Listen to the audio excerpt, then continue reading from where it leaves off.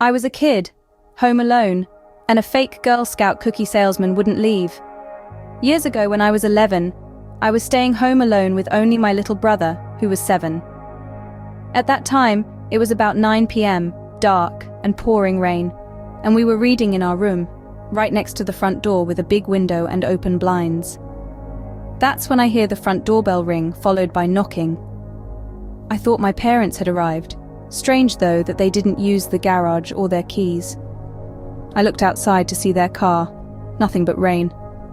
As I approached the door, I hear a man's voice that was not my father's yell through the torrent. "Would you like some cookies? We're selling Girl Scout cookies." I'm shocked at this, considering the weather and time of day. Saying nothing, I check the peephole and peer through the side window, only to see it was not a father with his girl as I expected. My heart dropped.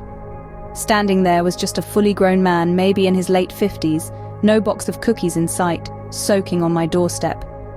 I can remember the gut-wrenching feeling of having to check the locks while he was right on the other side. For sure he heard this. The 2 locks were the only things separating myself and brother from a potential monster. He continued to knock and mention his cookies, as I considered calling the cops. That's when I remembered the blinds were open in my room where my brother was, with the light on. As I turn the corner into the doorway, I see the man carefully peering into our window, possibly eyeing my brother, distracted in his book. My heart was pounding now as I began to panic. In a move that took all of my willpower, I quickly turned off the lights and ran over to the window to close the blinds, in full view of the man. As fast as I could, I double-checked all the locks in the house, closed all the blinds, and told my brother to go hang out in one of the big closets in the interior of the house, no windows. I didn't tell him what was going on, so he wouldn't be frightened, and for some reason I never did call the cops or my parents.